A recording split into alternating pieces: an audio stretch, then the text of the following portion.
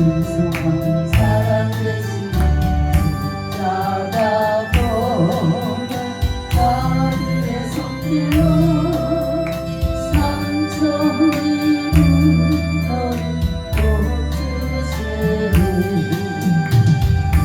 인생은 모두 어우러져 세상에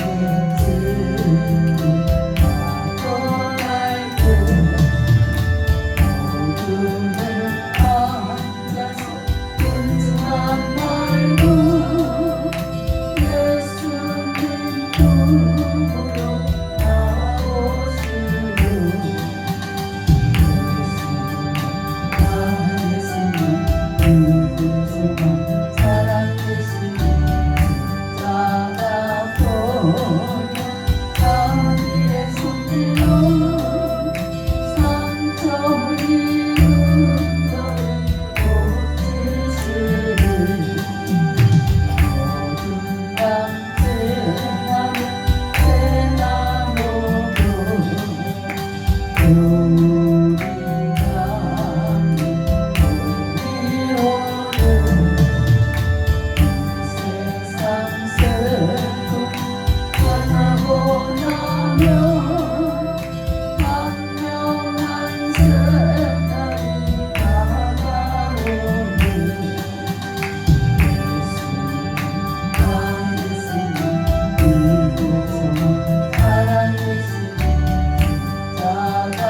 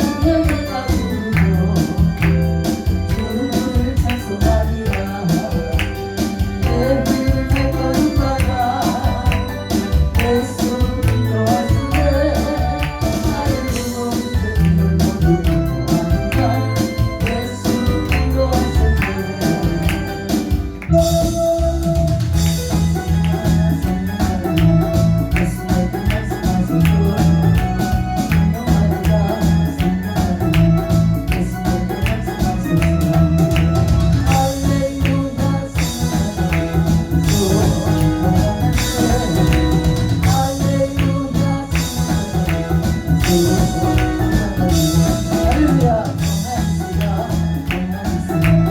예수님께 말씀하소서.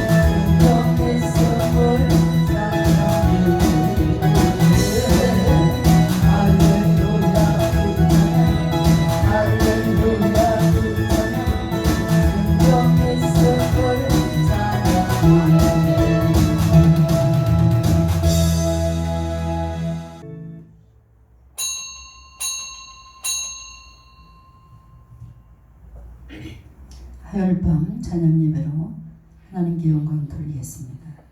사도신경으로 신앙 고백 드리겠습니다.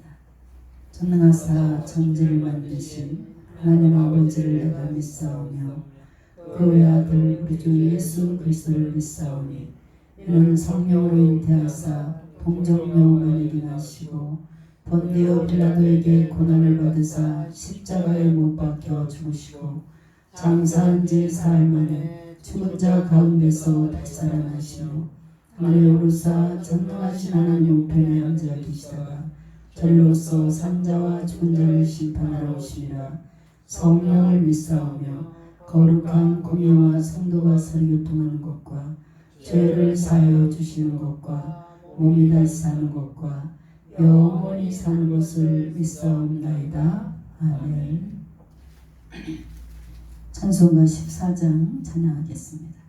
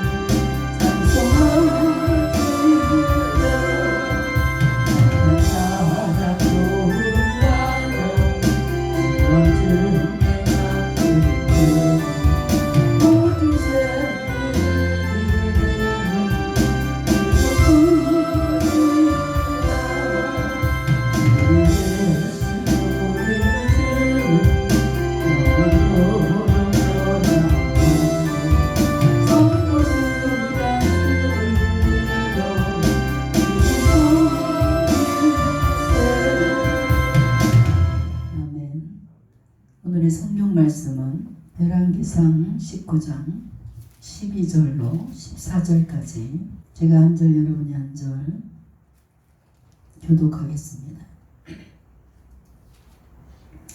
또 지진 후에 불이 있으나 불 가운데도 여호와께서 계시지 아니하더니 불 후에 세미한 소리가 있는지라. 엘리야가 듣고 겉으로 얼굴을 가리우고 나아가 불 위에 서매 소리가 있어 저에게 임하여 가라사대 엘리야 내가 어찌하여 여기 있느냐. 저가 대답하되 내가 만군의 하나님 여호와를 위하여 열심히 특심하오니 이는 이스라엘 자손이 주의 언약을 버리고 주의 단을 헐며 칼로 주의 선지자들을 죽였음이오며 오직 나만 남았거늘 저희가 내 생명을 찾아 취하려 하나이다. 아멘. 기도하겠습니다. 새 계명을 너희에게 주노니 서로 사랑하라. 내가 너희를 사랑한 것 같이 너희도 서로 사랑하라. 너희가 서로 사랑하면 이로써 모든 사람이 너희가 내 제자인 줄 알리라. 성령을 보내셔서 저희들의 연약함을 늘 이끌어 주시는 주님, 이렇게 아름다운 집회를 통해서 저희들의 심령의 문을 열어주시고 또한 찬양으로 하나님께 마음껏 영광 돌릴 수 있도록 인도해 주시니 주님 감사합니다. 저희가 살아가는 이 세상 살아가는 동안 시험과 환난을 통해서라도 주님을 망각하는 일이 없게 하여 주시고 오히려 환난을 통해서 주님의 은혜와 사랑을 깨달을 수 있는 영적으로 건강한 하나님의 자녀들이 될 수 있도록 주님 인도하여 주시옵소서. 아버지 하나님, 이 밤도 이제 선포되는 말씀을 통해서 하나님의 음성을 듣게 하여 주시고 또한 하나님의 뜻을 발견해서 실천할 수 있는 신앙이 될 수 있도록 주님 인도하여 주시옵소서. 감사드리며 우리 주 예수님의 이름으로 기도했습니다. 아멘.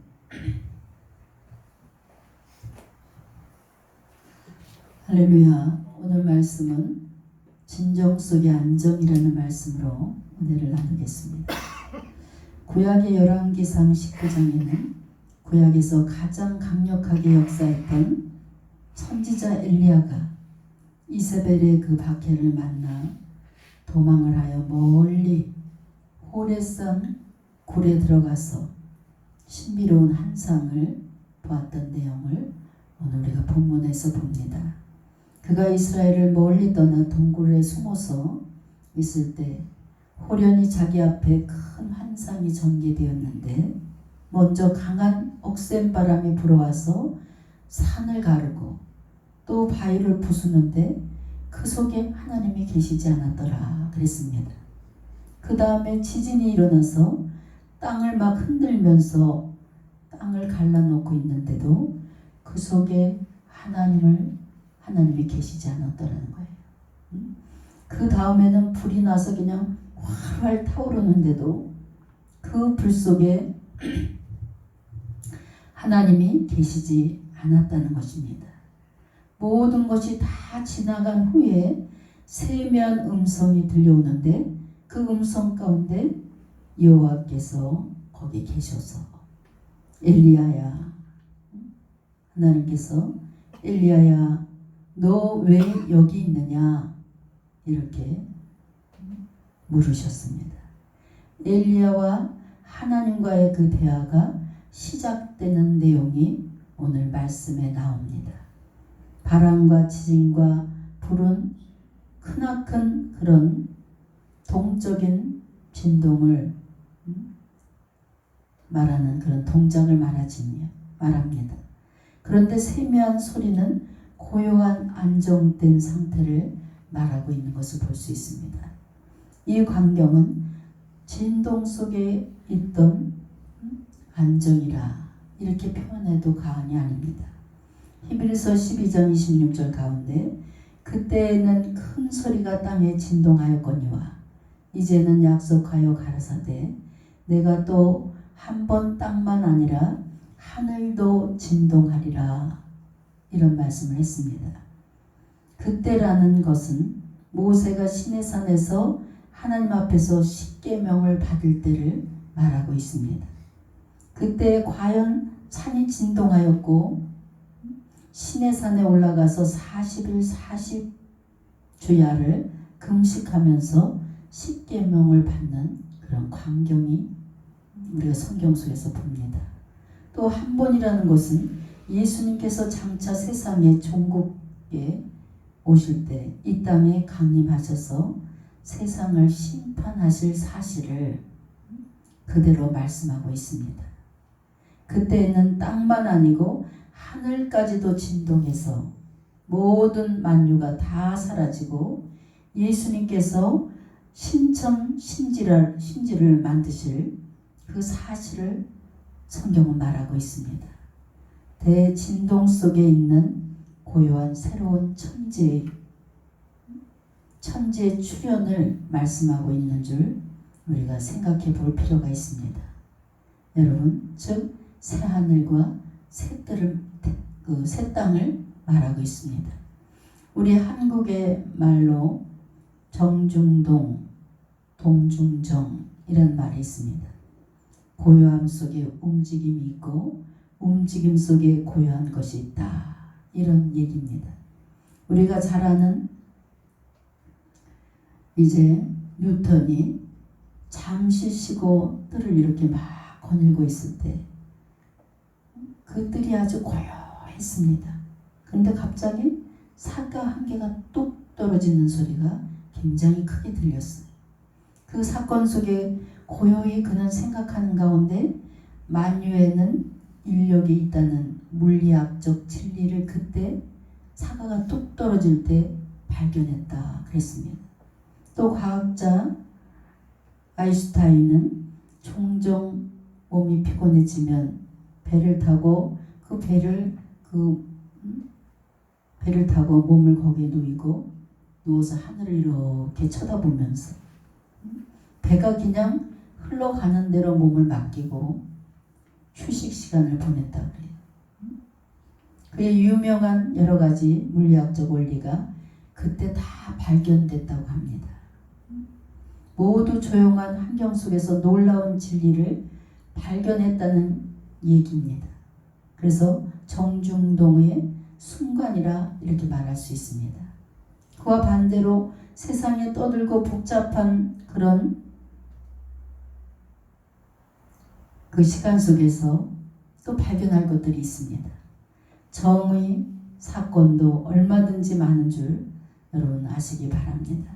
엘리야가 그의 일생의 가장 위대한 역사를 할 수 있는 갈멜산에서 무려 바알 선지자를 450명이나 결투해서 승리를 했습니다. 이것은 대단한 능력입니다. 여호와가 참신이면 그를 섬길 것이고 바알이 참신이면 그를 섬길 것이라. 바알의 선지자들이 기도를 해서 불의 응답을 받아 불이 내려와서 모든 것을 다 태워버리면 바알 신을 섬길 것이고, 엘리야가 기도해서 불의 응답이 하늘에서 내려오면 여호와가 참신이라. 이렇게 대결하는 것을 볼 수 있습니다. 이렇게 결투를 벌였는데 바알 선지자 450명이 얼마나 부르짖고 기도를 했겠어요. 그런데 불미스럽게도 아무런 응답이 없었습니다. 그런데 엘리야는 450대 1에 혼자 하나님 앞에 부르짖어 기도했습니다.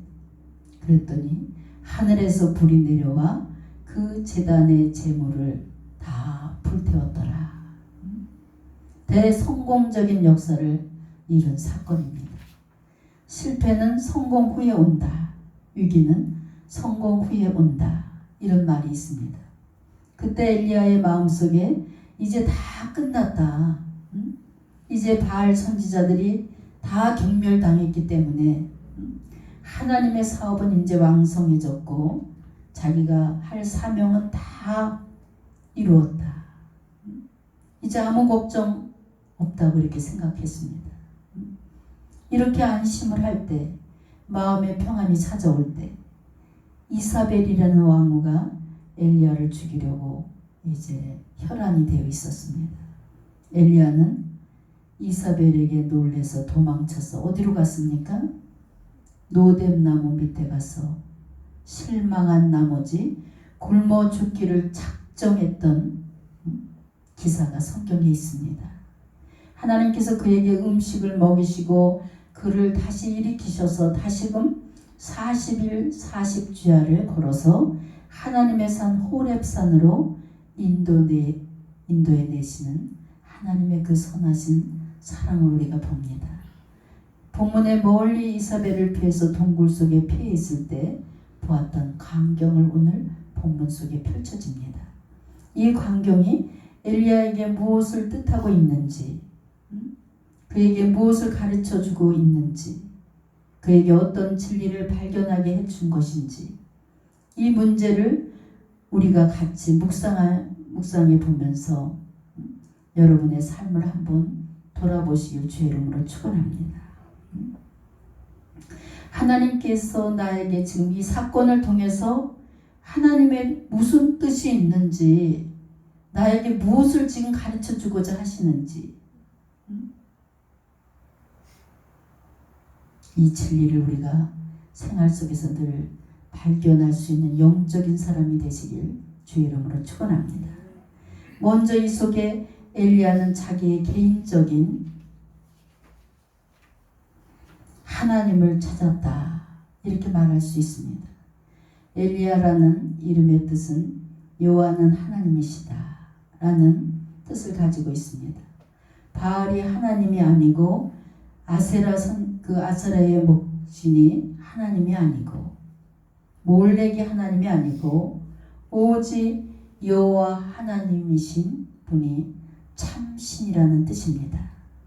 엘리야의 인생 일대를 통해서 이룩한 그의 모든 기적과 모든 역사는 여호와가 참 하나님이시라는 그 진리를 입증해 주기 위한 엘리야의 그 사명을 볼 수가 있습니다. 그 예는 갈멜산의 사건이 아니겠습니까? 과연 엘리야가 기도가 이루어져서 하늘에서 불이 내려왔을 때 온 백성이 끊임없이 엎드려서 여호와 그는 하나님이시다.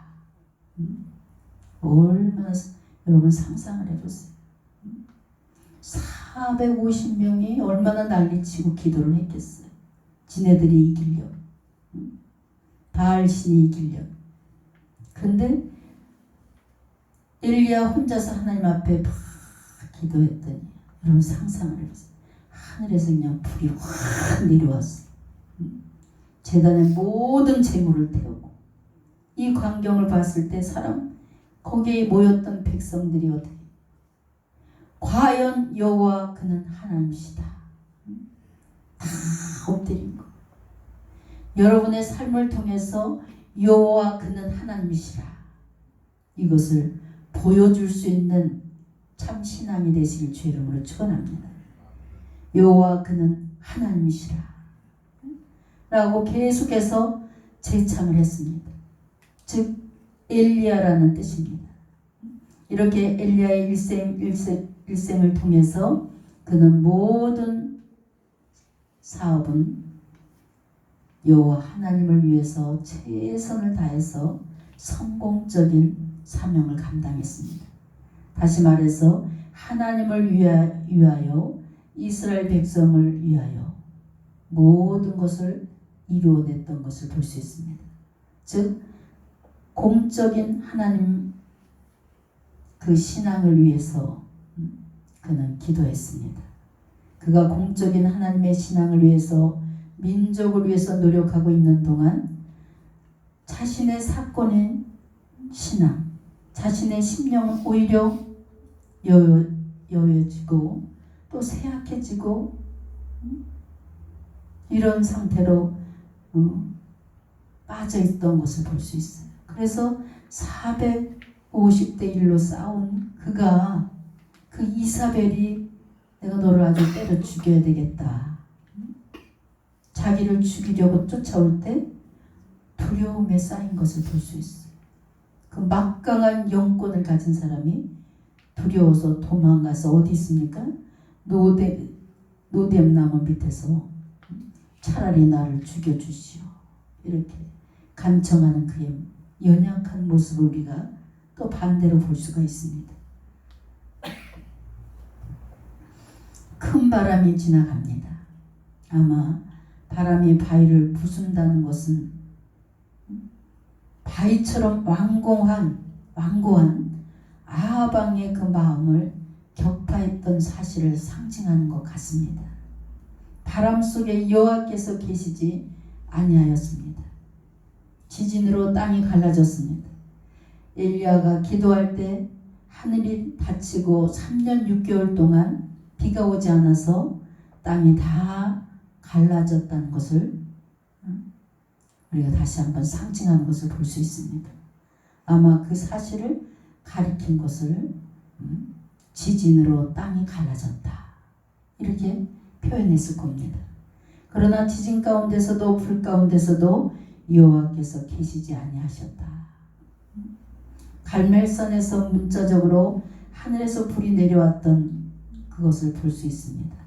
바람 속에, 지진 속에, 불 속에 하나님이 계셨지만 그 하나님은 이스라엘 민족 공적인 하나님이었고 엘리야 개인에게 하나님이 아니었던 것 같은 그런 느낌이 듭니다.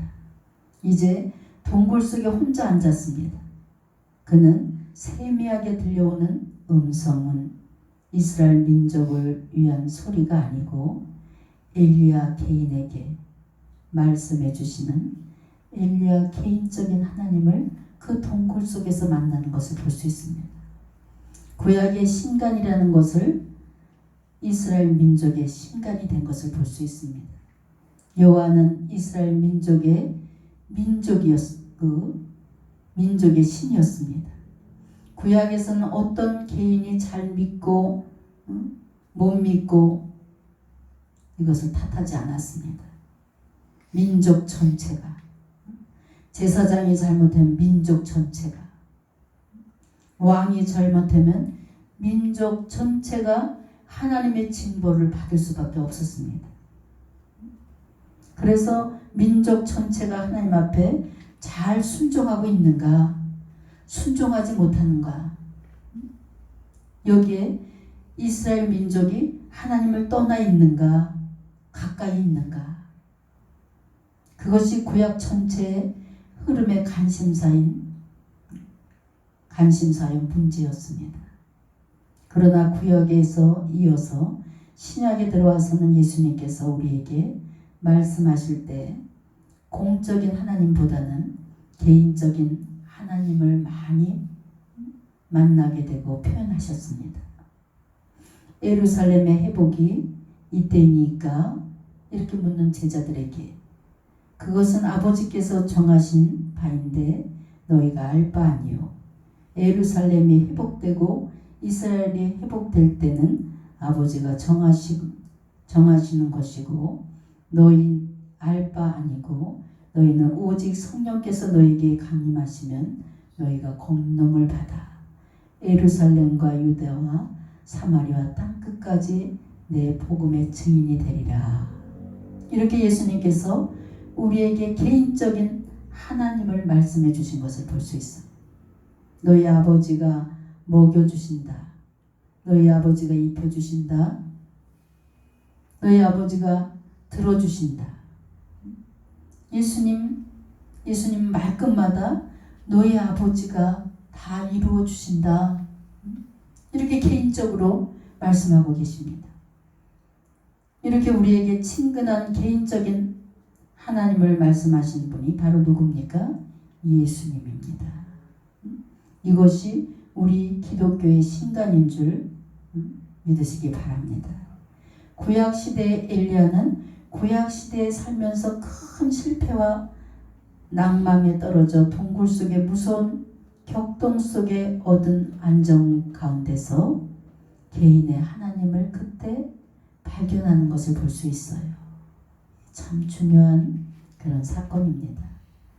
하나님이 나를 돌보셨다는 것이 여러분 이 시간 하나님을 1대1로 만나시길 주의 이름으로 축원합니다. 두 번째로 하나님께서 말씀하실 때 세미한 소리로서 그에게 말씀하셨어요. 깊은 산중에 굴속에 들어가 있으면 밤중이 되면 산도 자고 나무도 자고 이 정도로 아주 고요하게 모든 산천지물이 다 잠이 듭니다. 거기에서 깊은 굴속에 들어가면 얼마나 더 조용하겠습니까? 바깥이 다 차단되고 들리지 아니하는 그런 조용했지만 그대로 낮은 곳에서 낮은 대로 소리가 있다는 것입니다. 한밤중이 되면 그야말로 너무나 조용하다 못해 아주 고요합니다.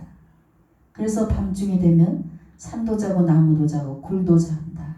그런 표현을 시인들이 많이 합니다. 그런 조용한 가운데 아주 세미한 음성이 들려온다는 것입니다. 엘리야가 들은 세미한 소리는 엘리야의 심령을 완전히 정돈시키고 그에게 평안을 주고 있다는 사실입니다. 인류가 최초로 자기의 얼굴을 보았다고 했는데 어디에서 자기 얼굴을 처음에 봤습니까? 수면에서 보았다고 생각합니다. 수면. 거울은 한참 후에 만들어졌기 때문에 수면을 바라보면서 자기 얼굴을 그 수면 속에서 비춰봤다는 거예요. 한참 들여다보고 있을 때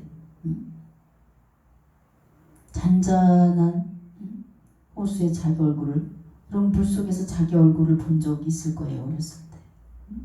그럴 때 갑자기 물고기가 꼬리를 치고 탁 하면은 물보라가 일어나면서 자기 얼굴이 흐릿하게 보이고 누가 돌을 던져도 자기 얼굴이 또 흩어지는 모습을 볼 수 있습니다. 그 파문이 다 지나가고 조용해지고 안정이 될 때 다시 어떻게 합니까? 자기 얼굴을 다시 보게 됩니다. 이렇듯 우리의 심령이 시끄러울 때, 우리의 심령이 정돈되지 못할 때 하나님을 보지 못한다는 거예요. 저도 오늘 이 말씀을 준비하면서 많은 은혜를 받았어요. 자, 심령이 복잡하고 머리가 지진이 나고 어려운 문제가 계속해서 내 환경을 칠 때 심령이 정돈되지 못합니다. 이럴 때 하나님을 만나지도 보지도 못하게 된다는 것이에요. 하나님의 음성이 들리지도 않는다는 것입니다. 여러분, 우리는 늘 우리의 심령에 시끄러운 것들을 정돈하고 하나님 앞에 무릎 꿇어 기도하시길 주의 이름으로 축원합니다. 그래서 이 기도 전에 마음을 정돈하는 것, 예배 전에 마음을 정돈하는 것, 이것이 참으로 중요합니다. 다 복잡하게 하루 종일 복잡하게 돌아다녔어. 저녁에 기도하러 올라와서 뭐예요? 마음을 정리하는데 30분 걸리는 거. 30분. 심령의 모든 것을 정리하고 머릿속에 복잡한 것을 다 정리하는데 30분 걸려요.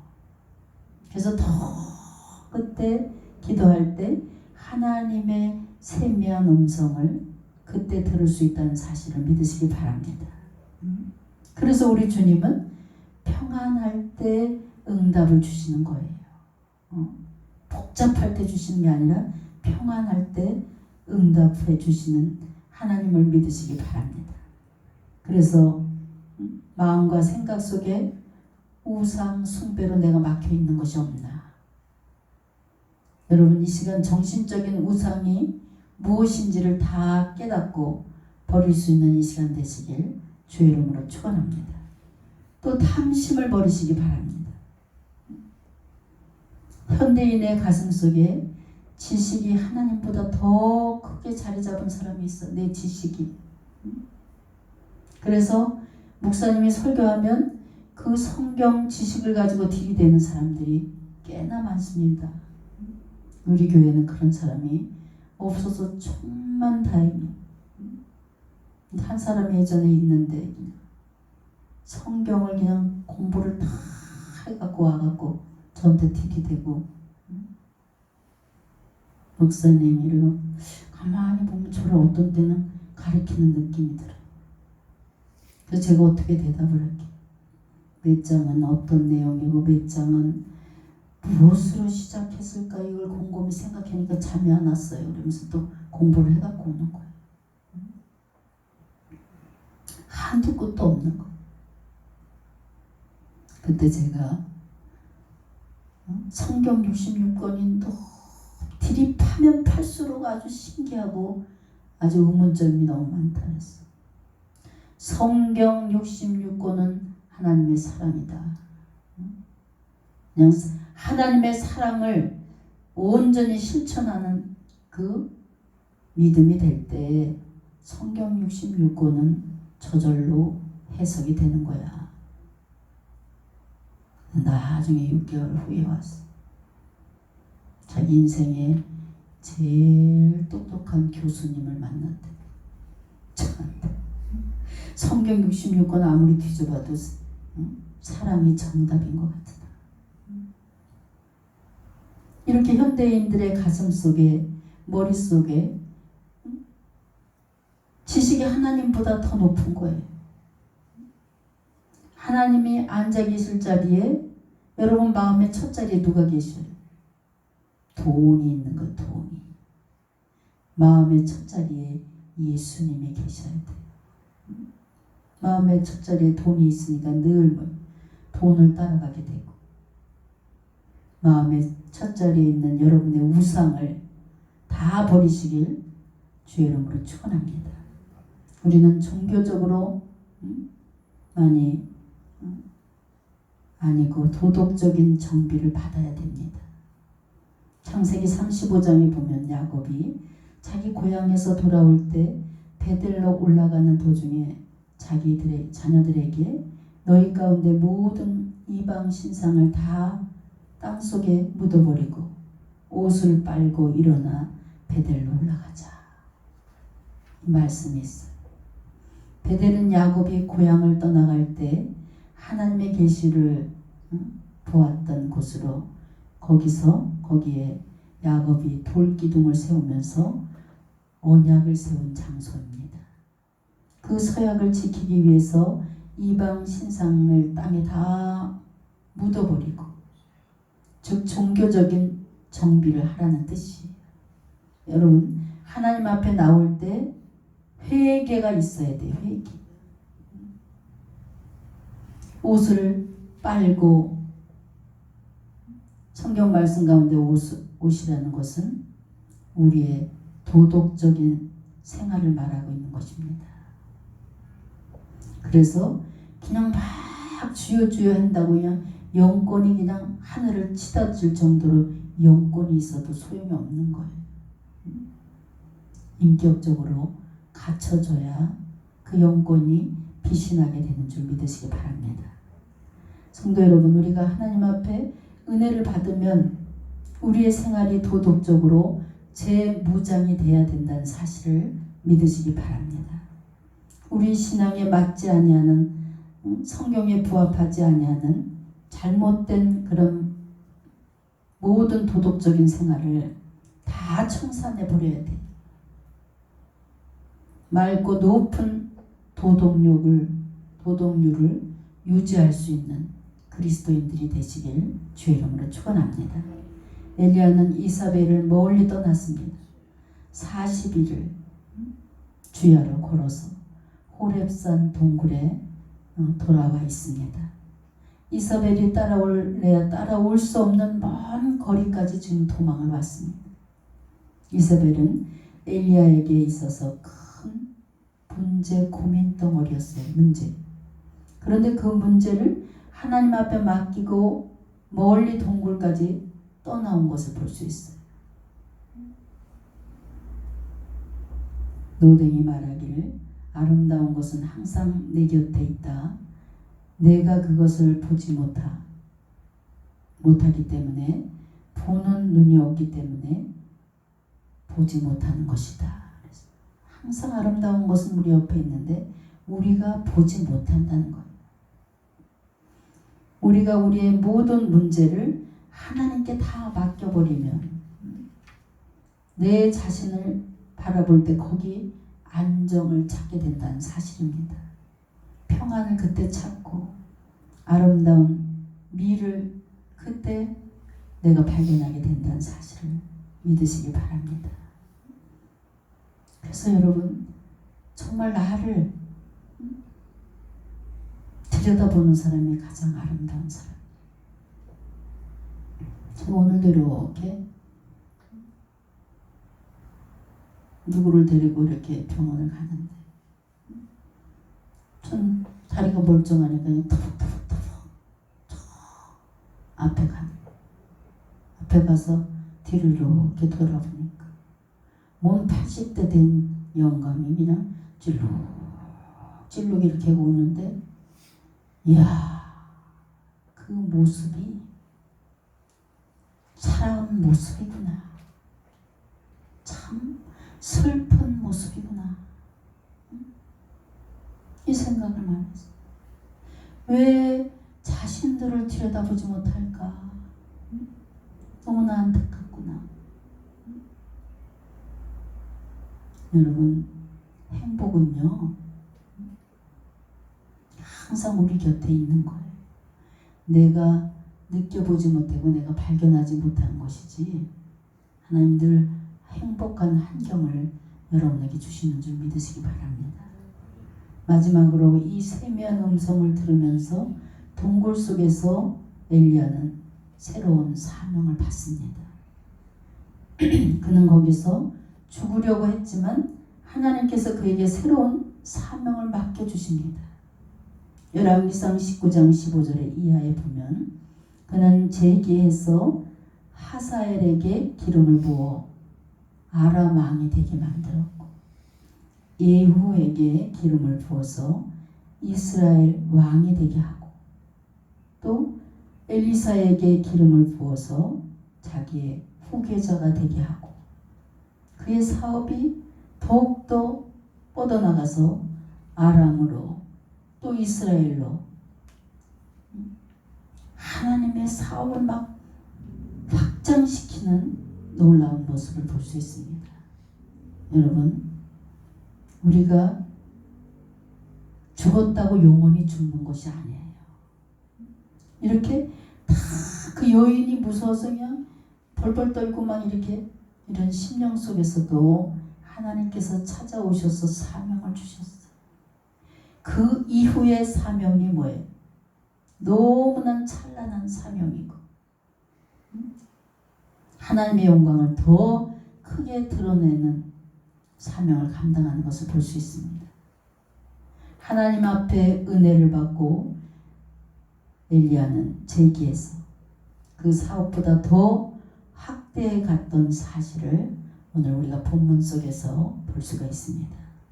이사야 6장에 보면 이사야 선지자 오시야 왕이 죽을 때 실망에 빠졌지만 하나님의 전에 들어가서 하나님의 임재를 바라볼 때 하나님의 음성을 들었도다 그랬습니다.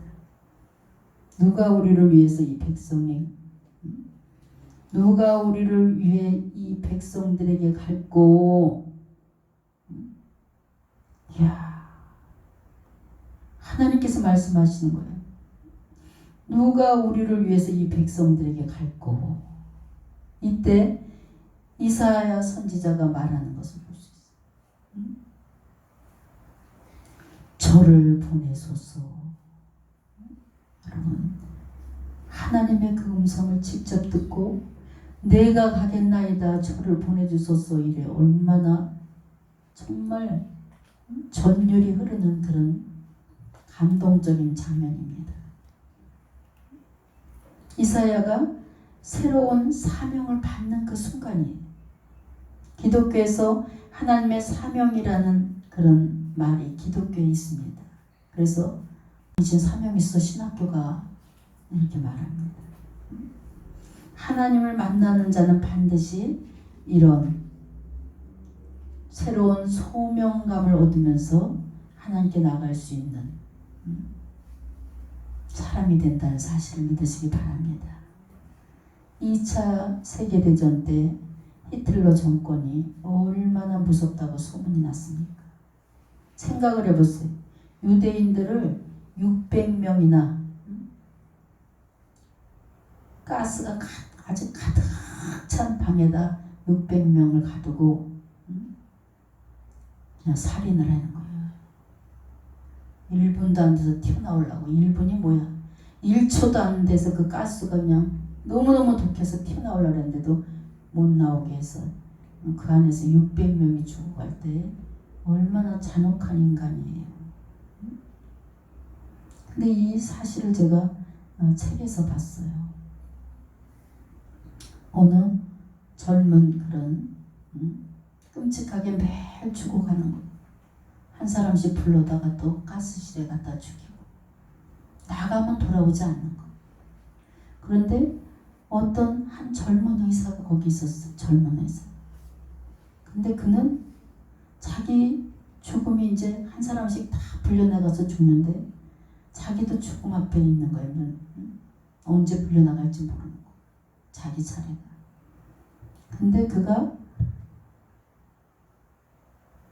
이렇게 흐트러진 마음으로 어떻게 하나님을 만날 수 있을까?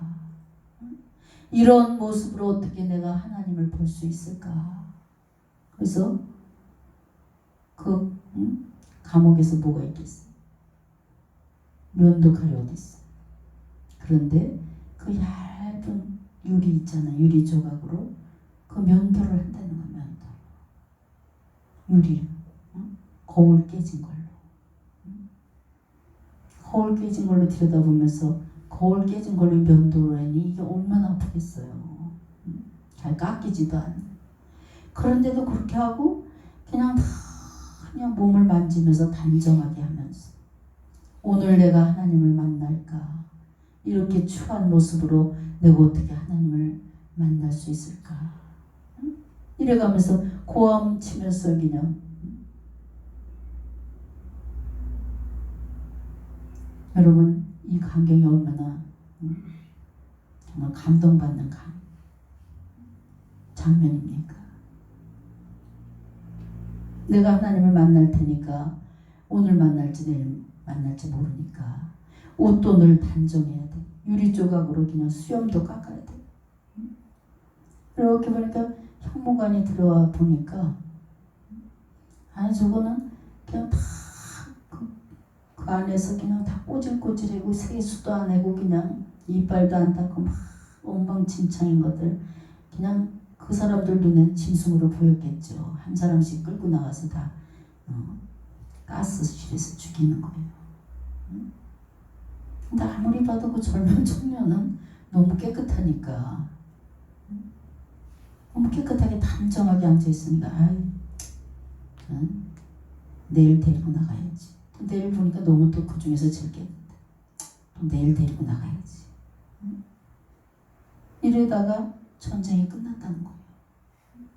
그래서 하나님께서 그를 살려주셨다는 거예요. 하나님이 하시는 일은 모른다니까요. 우리가 우리들의 잣대로 잴 수가 없어요. 하나님의 방법, 하나님의 뜻은 우리가 상상을 초월하는 그런 방법으로 생명을 살려내시는 줄 믿으시기 바랍니다. 그야말로 격동 속에 안정이 있는 것을 볼 수 있어요. 내가 하나님을 만나러 가야 되겠다. 이렇게 해서 준비하는 그 마음. 그는 구원도 받고 죽음까지 면하게 된 것을 볼 수 있어요. 시끄럽고 분주한 소리 속에서 무언가 그리스도의 세밀한 음성을 들을 수 있는 영안이 열리시길 주의 이름으로 축원합니다. 세상에 나오면 살아가는 그 소리들이 너무나 복잡하고 너무나 시끄러워요. 오늘 전철, 그런 전철을 처음 타봤어요. 8시에 전철을 타니까 그냥 저절로 딸려 들어가더만 이렇게. 저절로 딸려 들어가서 아무것도 안 잡았는데 그냥 콩나물 씹은 거. 근데 거기 학생들이 어디 소풍 가나 봐요. 고등학교 애들이. 얼마나 참새 떼들이 그냥 조잘제잘 하는지 앞에 있는 서 있는 아줌마가 일레 밀리고 절레 밀리고 막 좀 시끄럽게 했지 않았으면 좋겠다고 짜증을 막 내는 거. 근데 같은 반 애들이 이쪽 편에 탄 애들이 뭐라 야 요즘에 여자애들이 그냥 말이 굉장히 거칠어요. 아이 SSM에서 진짜 짜증나네. 너무 시끄럽다고 막 지네들끼리 막 이런 시끄럽고 복잡한 그런 속에서도 하나님의 음성을 들을 수 있는 영안이 열리시길 주의 이름으로 축원합니다. 우리 자신들은 완전히 종교적으로 도덕적으로 생활적으로 정비할 수 있는 기간이 필요해요. 여러분 삶의 정비도 중요하지만 우리 지혜로운 성도는 신앙을 늘 정비해야 돼. 내가 올바른 신앙의 길을 가고 있는가 이걸 정비해야 돼. 그리고 우리 하나님은 우리 오늘 본문 속에서 여러 가지 생각이 복잡하게 느껴지고 또 하나님의 그 아주 섬세한 그 섭리를 우리가 깨닫게 됩니다. 엘리야도 바알신 그 선지자들하고 450명을 한 방에 다 보내버리는 그런 능력 있는 종인데도 불구하고 그냥 나라 민족, 이스라엘 민족, 백성들 이런 것만 생각하면서 막 기도하고 그러다 보니까 정작 자기의 영적인 것은 나약해진 거예요. 그러니까 죽겠다고 노뎀나무 밑에 가서 죽기를 간청하잖아요. 근데 우리 하나님께서는 우리들의 체질을 너무나 잘 아시기 때문에 그런 엘리야를 찾아오셔서 먹을 것을 다 주시면서 새로운 사명을 주신 줄 믿으시기 바랍니다. 난 늙어서 무슨 이 나이에 무슨 사명이야. 천국 가는 그날까지 여러분에게 사명이 있다는 사실을 믿으시기 바랍니다. 사명이 끝나야지 하나님께서 데려가시는 거예요. 그래서 내가 예수 믿으면서 그냥 밥만 먹고 그냥 와서 건성으로 예배를 드리고 내가 이 세상에서 주님 앞에 할 일이 없어 그러면은 내가 가는 날이요. 어디 가서 진단 받을 필요도 없어요. 내가 이제 갈 때가 됐구나. 기도하기도 싫어지고 말씀하기도 싫어지고 말씀 보기도 만사가 다 귀찮아지고 그냥 맛있는 것만 찾게 되고 이런 뭐예요? 하루 종일 있어도 하나님 한 번도 안 불러? 뭐 갈 때가 다 된 거예요. 내가 하나님을 찾고 기도하고 감사하고 걸어가면서도 하나님을 찾고 자고 일어나면 늘 또 며칠 동안 주는 찬양이 있어요. 내가 흥얼흥얼 그 찬양을 붙잡고 계속 찬양하는 거예요. 그런 거예요. 우리 주님은 여러분을 이 땅에 보내실 때 영광 받으시기 위해서 찬양 받으시기 위해서 여러분을 이 땅에 피조물로 보내주신 줄 믿으시기 바랍니다. 그런데 그냥 아무것도 안 하고 하루 종일 주님 한 번도 안 찾고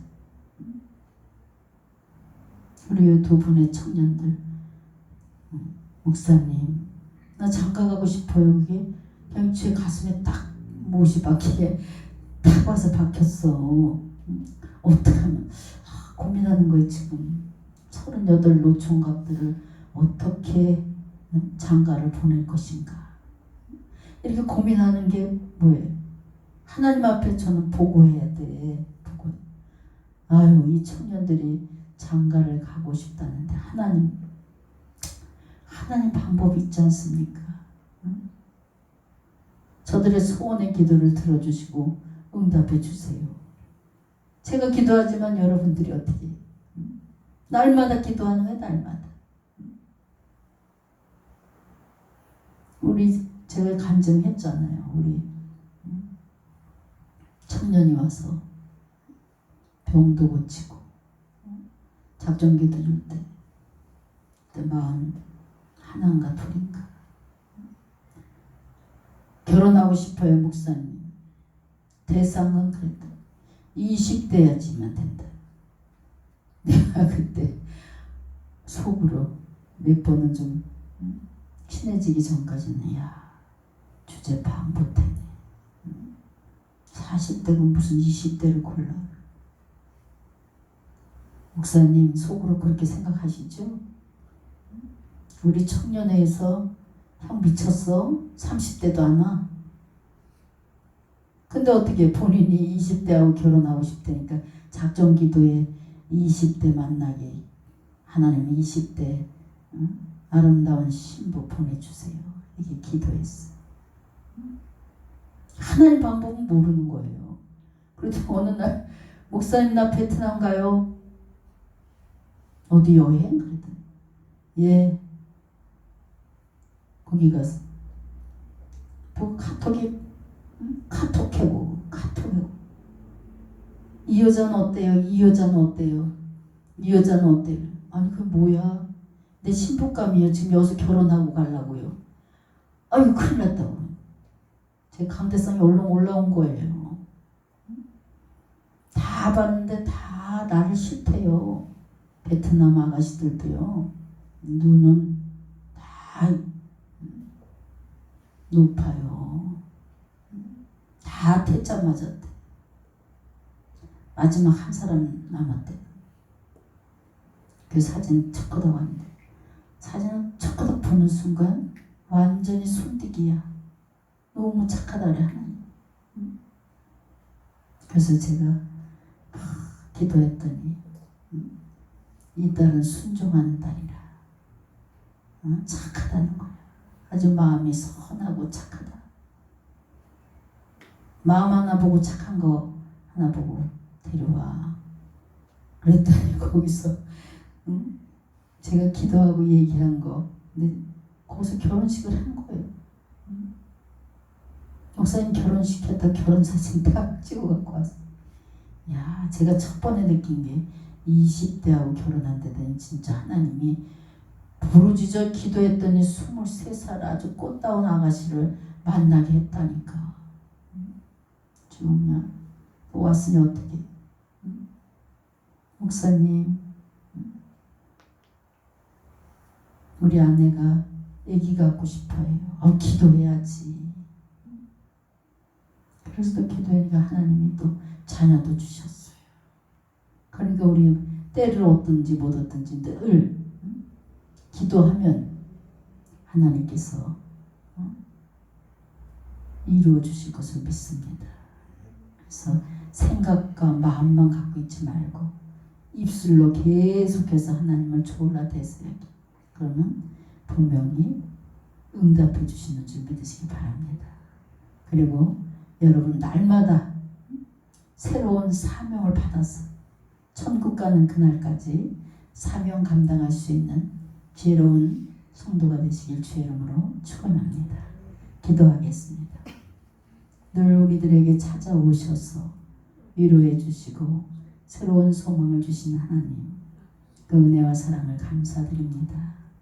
노뎀 나무 밑에서 죽기를 간청했던 엘리야에게 다시금 새 힘을 주시고 사명을 감당케 인도해 주셨던 것처럼 저희들 이 밤에 주님의 세미한 음성을 듣게 하여 주시고 하나님 만난 신앙으로 새로운 사명을 부여받을 수 있도록 주님 인도하여 주시옵소서.